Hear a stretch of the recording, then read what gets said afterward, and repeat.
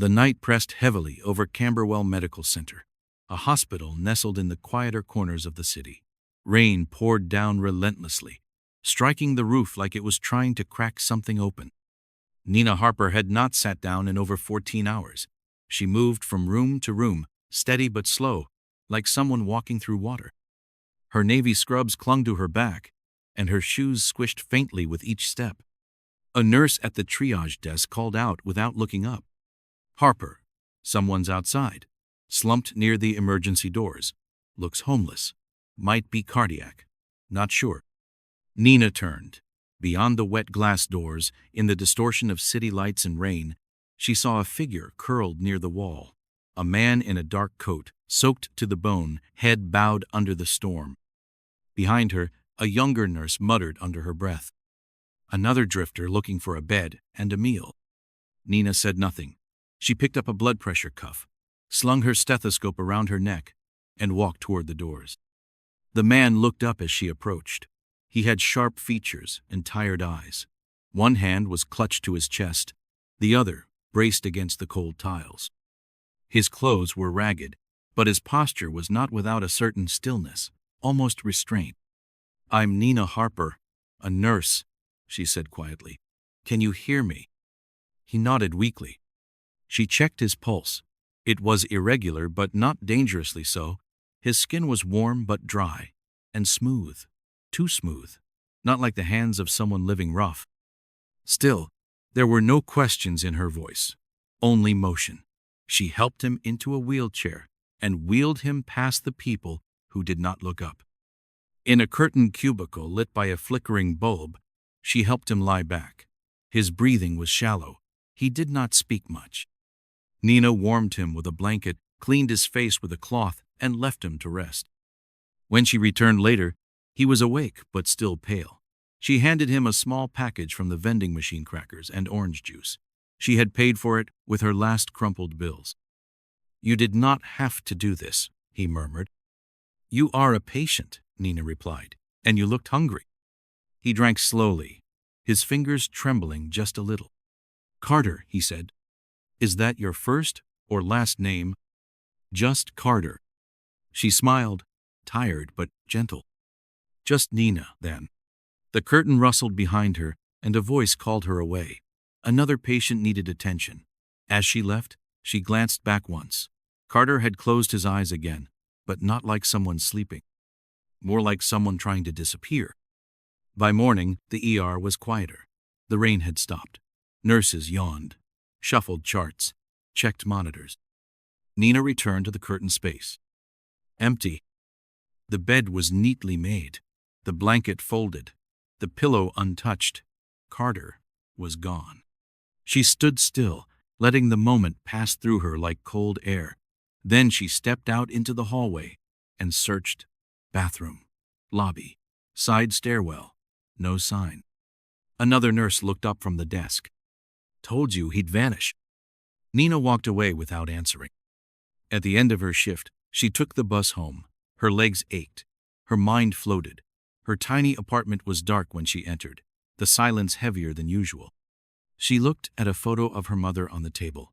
It stared back at her like a memory she could not afford to lose. She whispered to the dark, "I hope you made it somewhere safe, Carter." The days that followed were colder. Nina kept showing up to her shifts at Camberwell. She wrapped her hair tighter, packed her own food to avoid the vending machines, and stopped asking about the man who had vanished into the dawn. There were enough real problems to keep her mind busy. She had rent due. Her mother's medication bills had doubled again. The home care nurse had to cut her hours. She took on extra shifts, some back-to-back. Her world narrowed to hospital hallways and the heavy silence of the apartment she returned to. One afternoon, she was called into the nurse manager's office. A supervisor sat across the desk with a printed chart. "There was a documentation error last week. You listed the wrong medication code for a patient in room 16. Nina frowned. She remembered the day she had been juggling 3 cases at once, one of them critical. "It was corrected before the end of the shift," she said. The supervisor nodded but did not smile. "The hospital has adopted a new zero-error policy for charting. We are required to issue a formal write-up. Your hours will be reduced until the next review." Nina said nothing. She sat there with her hands in her lap, trying to absorb the words. Fewer hours meant less pay. Less pay meant her mother would miss another round of treatment. When she left the office, the light in the hallway felt too bright. She went to the staff cafeteria and sat down, staring at nothing in particular. Her hands shook slightly. The vending machine flickered nearby. A coworker, Ellie, touched her shoulder gently. "I heard. It is not fair. Everyone makes mistakes." Nina nodded, but her throat felt tight. She could not trust herself to speak. Later that evening, just as the sky turned the color of wet cement, Nina's phone rang. The name that appeared made her stomach tighten. Caleb Rowan. He was a surgical resident. They had dated for a while last year, back when things felt manageable. He had charm, money, and a father on the hospital board. But beneath all that, he had a way of measuring people, of weighing their usefulness. She answered with caution. "Caleb, can you meet me outside the staff entrance in 10 minutes?" he said. She wanted to say no, but curiosity or something like it made her agree. He was waiting near the parking lot in his dark sedan, hands in his pockets, coat too expensive for this part of town. "Heard about your hours getting cut. That is rough," he began, not hiding the superiority in his voice. She said nothing. "I could help, Nina. My family has connections. We could get your mother into a better facility, the kind where the nurses do not have to live off vending machine crackers. What do you want in return?" He smiled like it was obvious. "Come back to me. We were good, remember?" Nina took a breath and stepped back. "I am not for sale, Caleb. Not now. Not ever." His expression tightened. "You are going to wait around hoping some stranger rescues you, that homeless guy from the ER, maybe." His words struck harder than she expected. She turned and walked away without answering. Behind her, he called out, "Pride does not pay the bills, Nina." But she was already inside. Her eyes burned, not just from anger, but from how much truth she had to carry alone. That night, she sat at her small kitchen table, sorting through bills, numbers blurred on the page. Her mother slept fitfully in the next room. The refrigerator buzzed softly, half empty. She leaned back, closed her eyes, and thought of Carterth's stillness in his face, the quiet way he had thanked her. It was absurd, really. She did not even know his full name. He had disappeared, as quietly as he came, and yet some part of her kept wondering, where did he go? Was he all right? And why did he feel like someone who was never meant to vanish? It was early, the kind of early where the world still holds its breath before the noise begins. Nina had slept less than 3 hours. Her body moved out of habit, coffee, sweater, mailbox. The hallway outside her apartment was dim, the light overhead flickering with the rhythm of something forgotten. The mail on the floor was a mixture of weight, advertisements, overdue notices, insurance statements. She gathered it all into one hand, closed the door quietly, and dropped the pile onto the kitchen table. She sorted it slowly. Her fingers moved, but her thoughts were elsewhere. Then she paused. One envelope stood out, plain, cream-colored, no return address. Her name was typed on the front. Just that.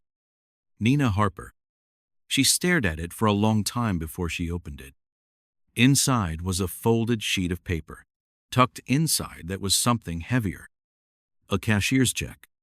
$50,000. She stared at the number, then at the note, typed no signature. For your mother's care. Thank you for your kindness. From a friend. Nina did not move. The refrigerator hummed behind her. The street outside was silent. She turned the check over in her hand. It was official, stamped, watermarked. She felt something tighten in her chest, disbelief, suspicion, and beneath that, a pulse of something old and warm. Hope. She called the bank. The check was real. Not only valid, but recently issued by someone with a private account held under a trust. They would give her no further details. That night, she told Ellie. They sat in the staff lounge after midnight, half the lights off, both women half asleep. 50,000, Nina said again. Ellie blinked. It has to be him. Carter. Who else? You helped him when no one else did. This is one of those stories, Nina. Disguised millionaire. Acts of kindness. Hidden gratitude. Nina almost laughed. It sounded ridiculous, and yet she could not quite dismiss it. The smooth hands, the distant way he spoke, the way he had thanked her, the way he had disappeared. 3 days later, she received another envelope. This one was official, hospital letterhead, embossed. She had been invited to the Camberwell annual fundraising gala. The invitation came with a note from the board secretary. Your attendance has been requested by a private sponsor who has covered all costs. Nina stared at the paper. She had never been invited to anything like this. The gala was known among staff as a formal, lavish affair, mostly for executives, donors, and surgeons with reputations to polish. Nurses rarely went. They were not the ones expected to be seen. She read the note again. A private sponsor. She thought of the envelope on her kitchen table, the typed words, the name not written. She said yes. The night of the gala was colder than expected. Wind swept through the streets with the sharpness of early spring. Nina stepped out of the cab in front of the Fairmont Hotel and paused beneath the gold-lit awning. The building rose above her like something from another world, arched windows, crystal light, and laughter echoing through polished glass. She wore a deep gray dress borrowed from Ellie. It was simple but elegant. Her shoes pinched slightly, but she did not mind. Inside, everything glittered. A quartet played soft music near the fountain. Waitstaff moved between clusters of guests with silent steps. There were surgeons in tailored tuxedos, board members in evening gowns. Nina walked slowly, feeling both invisible and exposed. Her name tag had been pre-printed. Nina Harper, RN. She clipped it to her dress with steady hands. For the first hour, she spoke to no one. She moved through the room like smoke, quiet. Observing, she saw familiar faces, most of whom did not see her. And then the music stopped. A man stepped up to the small stage in the corner of the ballroom, one of the senior board members holding a microphone. Good evening, everyone. Thank you for joining us for Camberwell's annual Night of Giving. We are here to honor those who serve without recognition and those who support them without needing to be seen. The applause was polite. Tonight, we have a special guest, someone whose recent donation has changed the lives of many in our care. He has asked to speak briefly. There was a pause. Please welcome Mr. August Wilder. The name meant nothing to her, but the man who stepped onto the stage was not a stranger. He wore a black suit, crisp and quiet. His hair was combed back, his shoulders straight. He looked like someone who belonged in rooms like this. But it was him. Carter. Her breath caught. He looked across the room slowly, as if scanning for someone not entirely real. And when his eyes found hers, he paused. He took the microphone and spoke. A few months ago, I was not well, in more ways than one. I stepped away from my name, my money, my responsibilities. I was trying to understand what mattered, what people see when they cannot see wealth. The room was still. I walked into Camberwell on a night filled with rain. I was nobody. I had no ID, no insurance. I was cold and unsure if I belonged anywhere anymore. He looked down, then back up. A nurse saw me. She did not ask for anything. She did not turn away. She gave me a blanket, a snack she paid for herself, and treated me with the same care she gave to everyone else. His voice caught slightly. That kind of kindness does not vanish. It anchors you. It changes things. He turned fully toward her now. Her name is Nina Harper. There was a pause, then quiet applause that grew slowly, spreading like a ripple through the crowd. Nina sat frozen, her hands clasped together in her lap. I made my donation in her honor, so that others who live on the edge might not be forgotten, and so that those who care for them might have what they need to keep going. He stepped down from the stage. The room moved around her, people whispering, faces turning. But all Nina saw was him walking toward her, step by deliberate step. He stopped in front of her and extended his hand, not formal, not dramatic, just steady. Nina rose slowly. Her hands were cold, but she placed hers in his. Up close, he looked both the same and entirely different. The rain-soaked man from the hospital now wore a suit that fit like it belonged to someone used to being seen, but his eyes hadn't changed. "I never forgot you," he said. She tried to speak, could not, only nodded. "Can we step outside for a moment?" he asked. The ballroom felt too bright, too loud. She followed him through a side hallway and out onto a small balcony that overlooked the street. Below them, cars passed, quiet and distant. The wind smelled faintly of spring. They stood in silence for a moment. "August Wilder," she said at last. "That's your real name." He nodded once. "I thought about telling you the night I left, but I panicked. I wasn't ready to explain.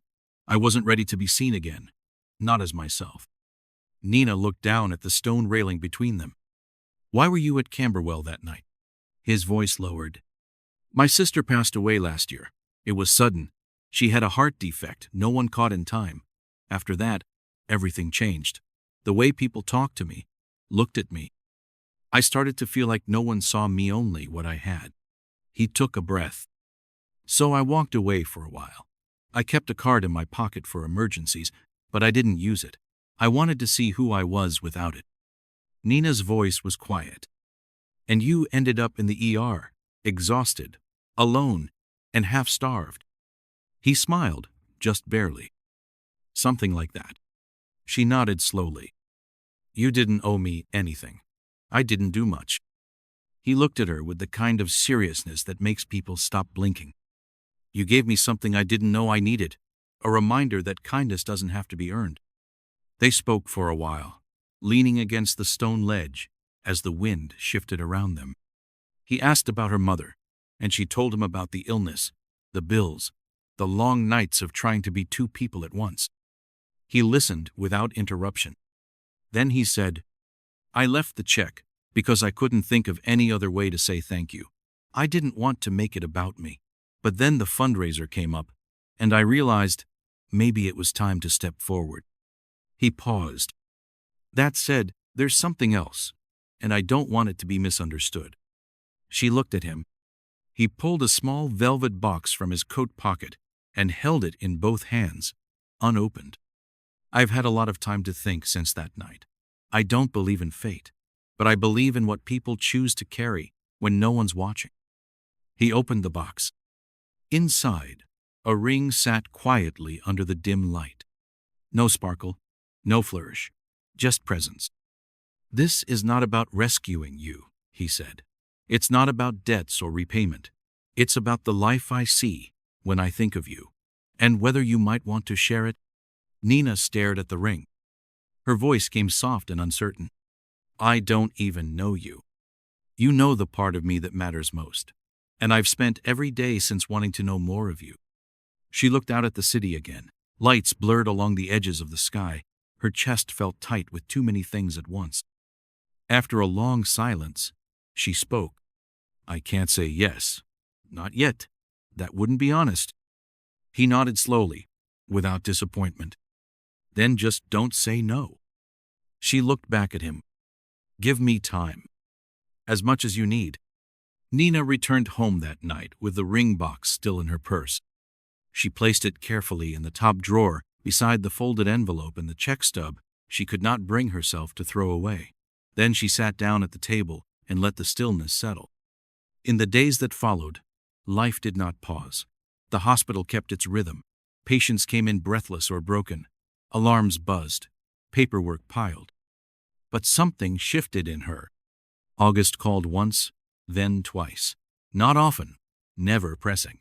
When they met, it was not in ballrooms or restaurants. It was in the park near the hospital, at the edge of the river, in quiet places where no one expected anything from them. They talked. He told her about his sister Clara, about the way her absence had taken the sound out of his world. He spoke carefully, like the memory was something fragile. Nina shared pieces of herself too. Her father's death when she was 12, her mother's slow decline, the scholarships, the night shifts, the choice to become a nurse not for glory but for something steadier. They learned each other slowly. It felt nothing like the rush she had known with Caleb, or the hollow charm of brief connections. This was something else, like breath after being underwater too long. Still, there were whispers. At the hospital, her name passed between conversations like a rumor no one could quite confirm. That's the nurse from the gala. She's with the donor guy. Maybe she saved him. Maybe he just chose her. Nina tried not to listen. Caleb never spoke to her again. A week later, August met her at her apartment door with a small bouquet of wildflowers and no expectations. He removed his shoes without being asked and stepped into the quiet space. Her mother, Marianne, was sitting in the living room, bundled in blankets, her eyes bright despite the fatigue. "You must be the man who left us breathless with kindness," she said, half smiling. August approached gently. "Only repaying what was given to me, ma'am." They spoke for a long while, about music, books, the city back when it was smaller. August asked questions no one had bothered to ask in years. Marianne seemed lighter by the end. After he left, she turned to Nina. "I like him, not just for the check, though that helped."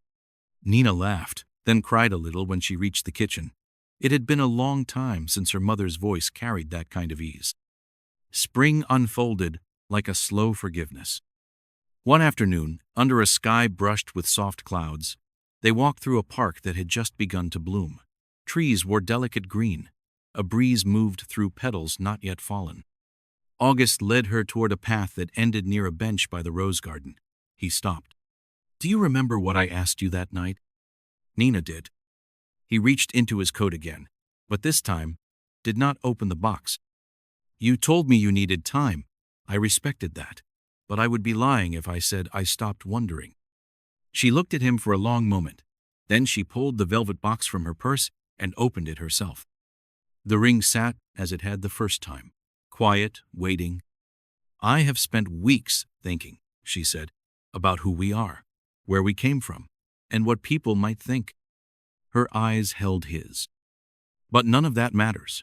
What matters is what we built since that night, the truth in it, the peace." She slipped the ring onto her finger. "Yes, I will marry you." He smiled in a way that broke gently through everything else. He did not speak right away, only held her hand and pressed his forehead to hers. And for a moment, everything fell silent. Not empty. Whole. They did not announce their engagement with headlines or grand events. No press releases, no carefully posed photos. Only a letter to close friends, a quiet dinner with family, and a decision to begin something, not for display but for meaning. Together, they founded a small, charitable initiative. The goal was simple, quiet assistance for patients who had fallen between the cracks. Subsidized care, emergency funds, no banners, no waiting lists. Only compassion, structured with care. The name they gave it was Clara House. Not a building, just an idea, shaped by the memory of a sister and the persistence of a nurse who once gave a stranger a vending machine snack and a warm blanket. At Camberwell, attitudes softened. Nurses whispered less. Some apologized. Others quietly asked Nina for advice. She answered with kindness and professionalism, and when needed, silence. She kept working. Not for the money anymore. For the calling. The wedding came at the end of summer. A quiet hill outside the city, surrounded by tall grasses and the slow movement of late sunlight. Only those they truly loved were invited. No spotlight, just faces that mattered. Nina wore a dress the color of soft dusk. August wore a tie Clara had once given him. Marianne stood beside her daughter, her hand resting lightly on a cane, strength pulled from somewhere deeper than muscle. She kissed Nina's cheek and whispered, "You brought him home." The ceremony itself was brief. Vows spoken slowly, as if weighed for meaning. Rings exchanged like promises already kept. The wind carried the last lines into the trees. Afterward, they sat together on the edge of the grass, watching the light fade. He held her hand. She leaned against his shoulder. And somewhere in that stillness, far from the rooms where the story began, the rain that once divided their worlds felt like something distant, no longer a threat, just a memory that had led them here. To a place where kindness did not demand recognition, where love did not need rescue, where hope arrived, quiet and slow, and stayed.